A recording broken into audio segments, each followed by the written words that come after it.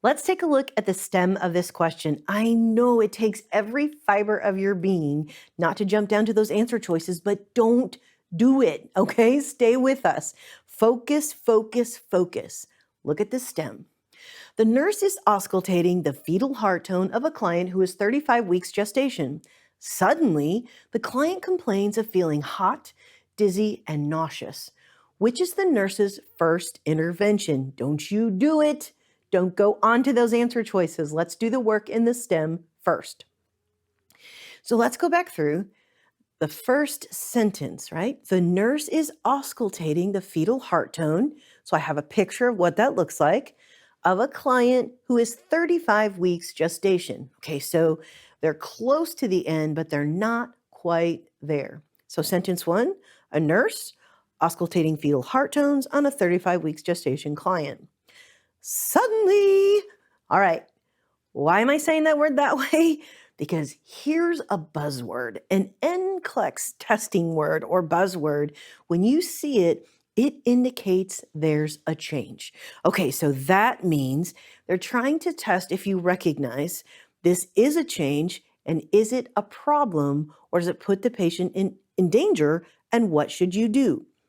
So sentence number two, suddenly the client complains. Whoa, there's another thing. The client complains. Anytime a client communicates something to you, that's very important to the question. So the client complains of feeling hot. Well, that's an assessment. So you always ask yourself when you see an assessment, is that normal or abnormal? It is not normal to feel hot. What about they feel dizzy? Is that normal? Nope, that's not normal. What about nauseous? No, that's not normal. So what I know so far is that I was auscultating fetal heart tones of a client who's 35 weeks gestation. Suddenly, the client complains of some abnormal assessment, which is the nurse's first intervention.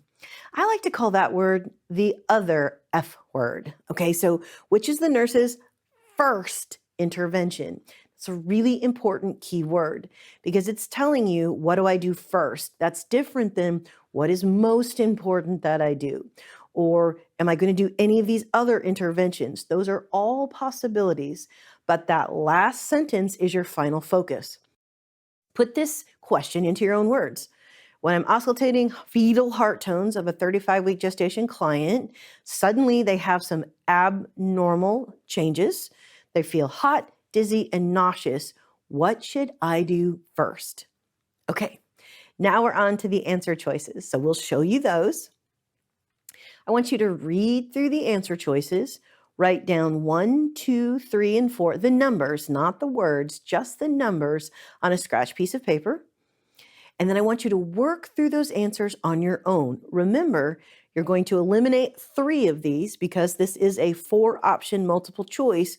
We have to select one answer, but you're looking for the answer that best describes the first intervention you would do.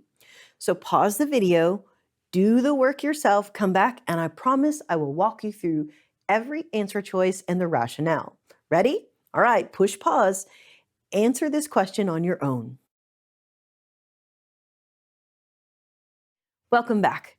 I hope you did the work on your own. I know it's really tempting to want to fast forward and just listen to the answer choices, but that's really not a good use of your time. You doing the work, figuring out why you picked what answer you did, will help you take the benefit of the time you invest on this question and take it with you on the next exam or when you take your NCLEX. This is like having a personal tutor, which you do have me right here to tell you how to look at your test taking strategies and make them better. So I got a 35-weeker, I'm listening to fetal heart tones. They suddenly have this change. What's my first intervention? Now, don't make the mistake. Intervention could be either you assess something or you actually do something with the patient. Either one. Sometimes people think an intervention means doing something and it can't be an assessment. That's not true in NCLEX world. So what's my first F word? What's my first intervention? So number one, immediately notify the rapid response team. Okay, so why would I do that? What does that answer choice really mean? Well, if I immediately notify the rapid response team, that means I think this patient is going to code or arrest or is in imminent danger. So is that the case with this client? No, it's not. In fact, this would really freak everybody out to call the rapid response team because we recognize they're testing. Do you recognize why this client is suddenly feeling hot, dizzy, and nauseous? Now, assist the client to lay on the left side. Did you leave that one in or out? I'm not really sure. Like changing positions, is that going to fix something? So if I was walking through, I'd leave it in for now. Number 3, check the client's vital signs every 15 minutes. Now, wait a minute. Does that address the problem? I have a patient right now, right here, that feels hot, dizzy, and nauseous. Is checking their vital signs every 15 minutes going to be the first thing that I do? Nope. I can get rid of that one. Number 4, start an IV for administration of IV push medications.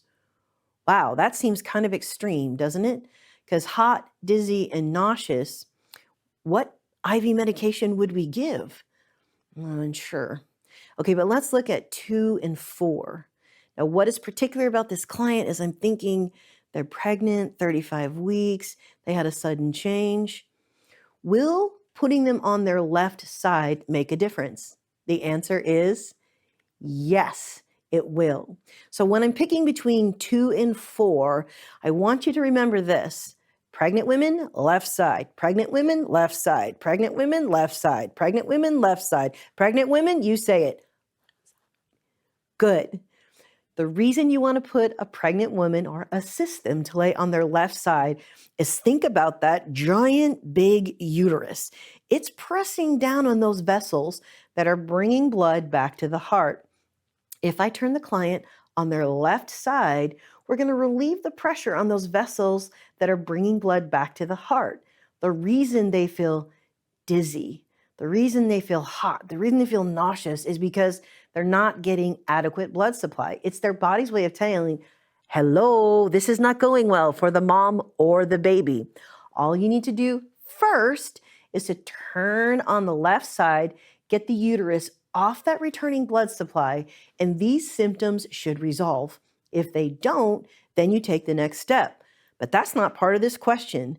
This is just asking us, what do I do for the first intervention? Now remember, our goal is always, what can we take from this particular question and use it on questions in the future, right? Otherwise, why would we study? This exact question won't be on the NCLEX, but let me show you what you can use in the future. First of all, we talked about how to walk through the question. We know that for any assessment information, determine if it's normal or abnormal. Remember what's particular about this client. 35 weeks gestation, and they have these sudden changes. It asked us for the first intervention. Always know that last sentence is ridiculously important in helping guide you on what you're looking for. Now, if you didn't know that moving a pregnant client on their left side will relieve these symptoms or should relieve these symptoms, man, add that to your notebook. Just write yourself a note and remember those 2 questions we always ask. Why would a nurse need to know this? And how would it keep a patient safe? Well, why do you need to know that turning a client on their left side is helpful for pregnant women? Because you know the patho. You know if I can turn them over and get that big old uterus off that returning blood supply, they're likely going to feel better. So you write down in your notebook whatever you need to remember. Don't let this type of question catch you again. Know that if a client who's pregnant has this suddenly sign, then we know this will likely fix it. So that's why I don't need to call the rapid response team, because they're going to run in and go, whoa, okay, let's all move her on her left side, right? That's not going to be the first thing you would do. Checking vital signs every 15 minutes. Oh yeah, I'd be doing that. But if I never move the client to their left side, that's not going to be any good. I haven't addressed the problem. Start an IV for administration of IV push medications. way over the top, right? They don't need those medications. We think that if we start first with just moving them, the client should be fine. So, what have you put in your notebook? What have you written down? Because that's the notebook I want to encourage you to keep reviewing and ask yourself, why would a nurse need to know this? How would I use this information to keep a patient safe? So let's do that one more time. Why would I need to know this? Well, I need to know that the reason this patient is feeling this way is that uterus is compromising the blood supply. How would I keep a patient safe? Well, no one wants to feel dizzy, hot, and nauseous. So how I keep them safe is I would just turn them on their left side. So put those notes in your notebook. Don't get caught by this one again. And if you got it right, celebrate, take a victory lap, because that's pretty cool that you got it right. Make sure there isn't anything else from answers 1, 3, and 4 that we talked about that you want to put down in your notebook that you can also review at a later time.